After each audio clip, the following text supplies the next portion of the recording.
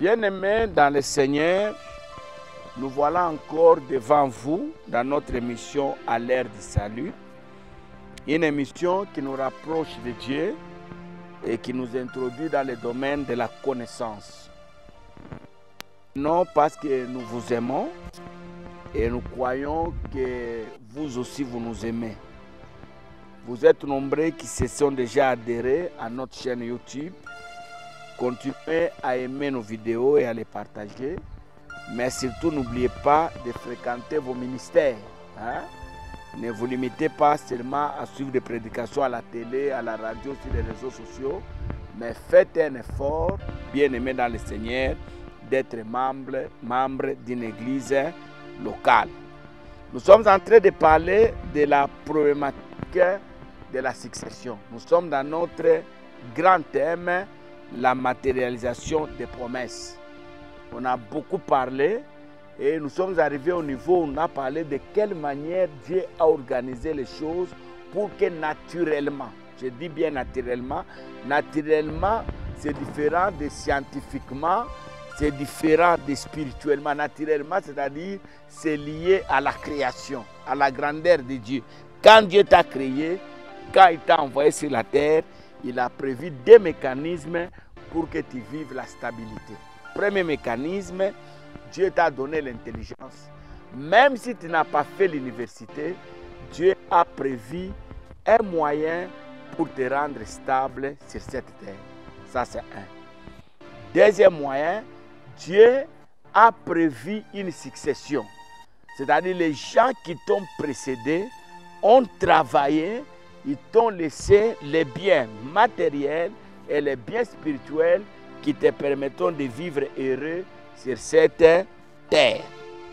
Et après, nous avons commencé à parler de la problématique de la succession elle-même.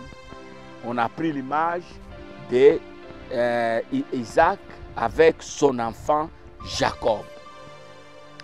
Premier élément, on a parlé avec vous de la révélation, qui est très important dans le domaine de la réussite. Deuxième élément, on a parlé des sacrifices, qui est très capital dans le domaine de l'élévation. Troisième élément, on a parlé du travail. Quatrième élément, nous avons parlé de la révérence ou le respect que nous devons avoir envers nos aînés. Aujourd'hui, bien aimés dans le Seigneur, j'aimerais qu'on parle de l'offrande comme un élément capital qui nous introduira dans la succession. Écoutez ces trois choses que je vais vous dire aujourd'hui. Premièrement, l'offrande nous permet de racheter.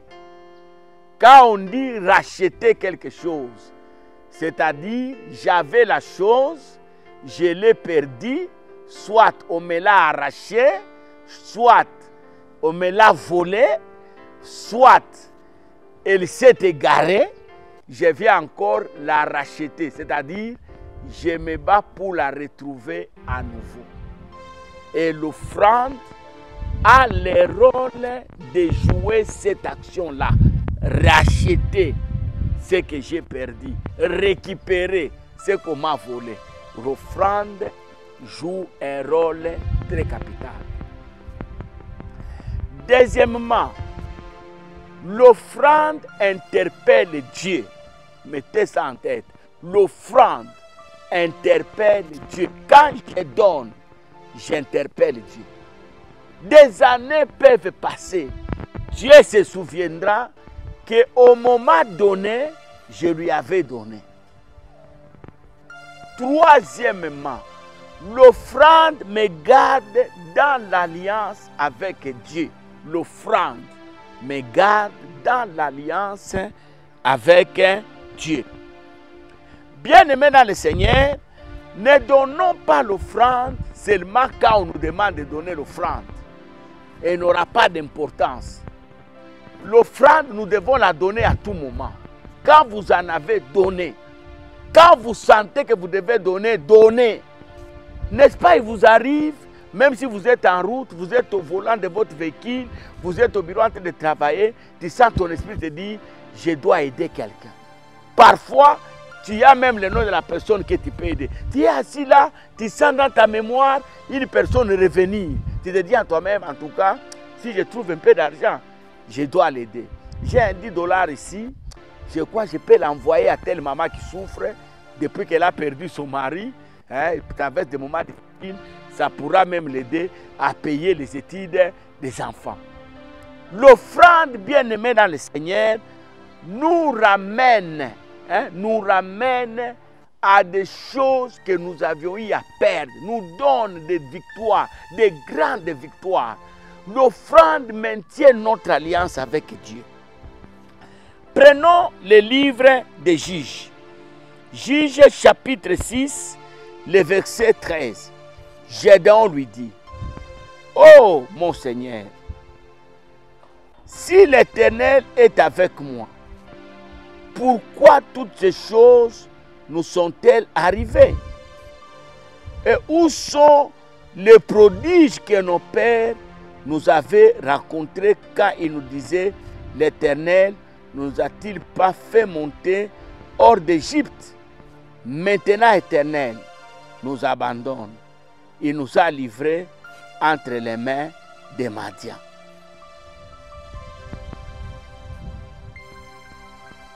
Bien-aimés dans le Seigneur, ici, nous voyons Israël qui a passé des moments très difficiles, très compliqués sous le joug des Madians, les Madianites. Madianite a fait, bien-aimé dans le Seigneur, a fait souffrir Israël. Quand Israël s'aimait, Madianite venait avec son armée pour tout ravager. Dans ce pays-là, il y avait deuil et graissement dedans. Madianite passait, Israël plutôt, passait des moments difficiles. Écoutez bien aimé dans le Seigneur. Dieu suscite un prophète, et le prophète là que Dieu suscite s'appelle Gédéon.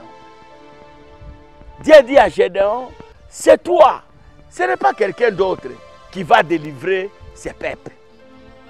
Quand vous lisez la parole, la Bible dit que Gédéon cherche à renoncer à la mission que Dieu lui confie. Pourquoi?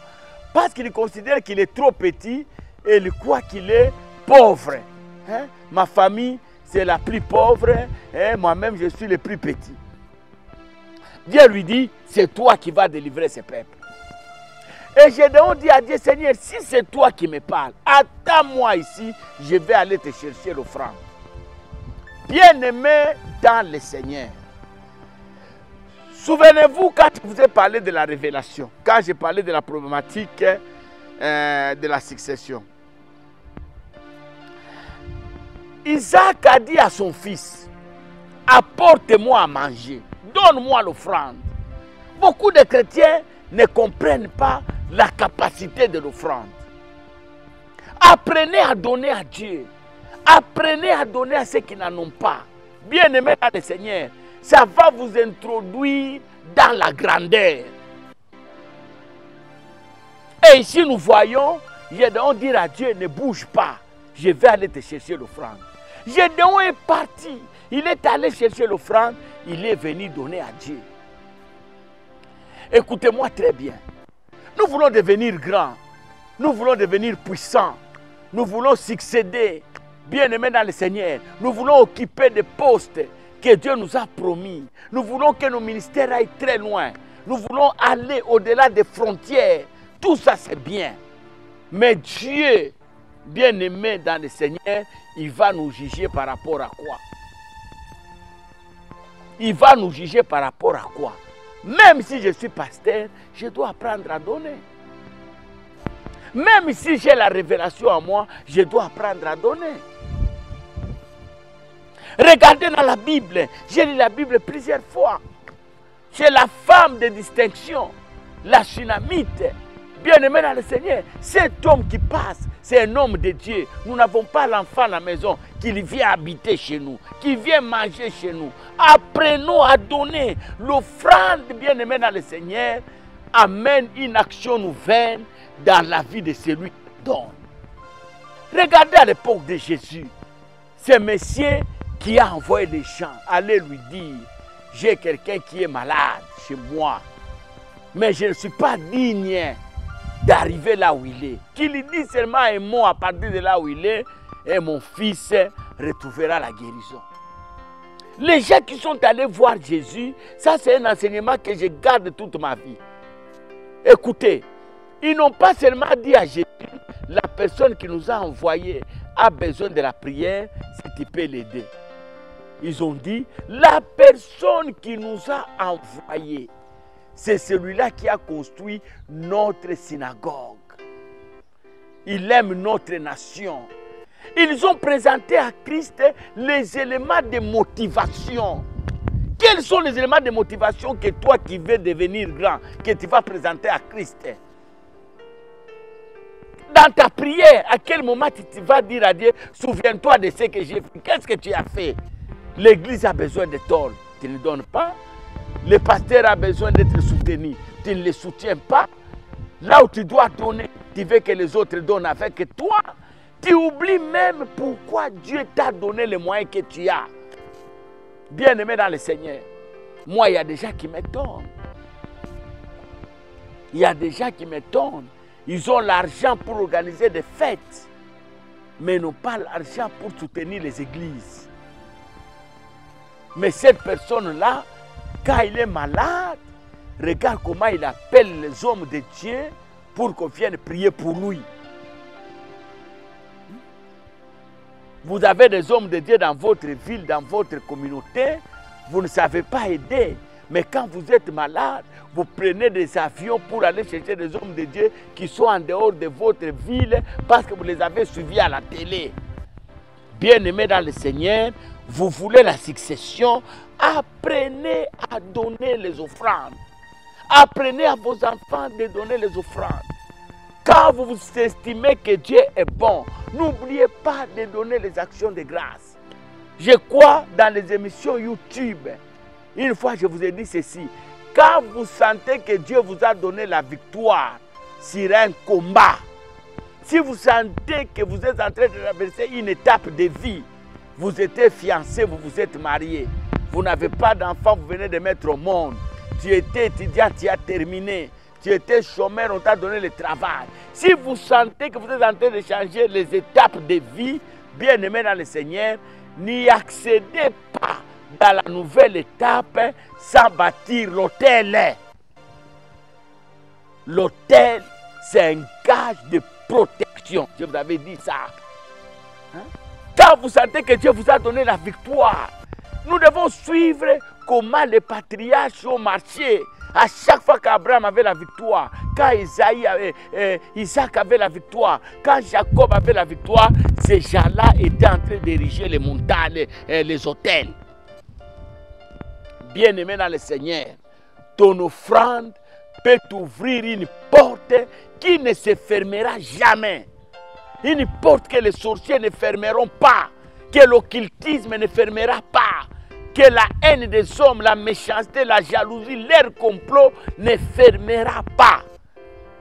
Voilà la problématique de la succession. Tu veux succéder, apprends à donner l'offrande. N'attends pas qu'on te demande. Quand le cœur te convainc, bien-aimé, donne et Dieu sait ce qu'il fera. Que Dieu te bénisse. N'oubliez pas de partager cette vidéo. N'oubliez pas d'aimer la vidéo. N'oubliez pas de visualiser la vidéo. Ma prière pour vous, que les promesses que Dieu vous a faites, les choses que Dieu vous a dites, que ces choses-là prennent corps, que vous puissiez vivre ces choses-là et que vous puissiez les témoigner. Mais pour arriver à ça, apprenez à comprendre la problématique de la succession. Ce n'est pas automatique, il y a un travail que tu dois faire. Même si on dit, tu seras chef de l'État, tu seras gouverneur, ce n'est pas automatique. Il y a des choses, les gens qui occupent des postes aujourd'hui, hier, ils sont passés par des choses qu'ils ont eu à obéir. Que Dieu vous bénisse et à la prochaine. Allez,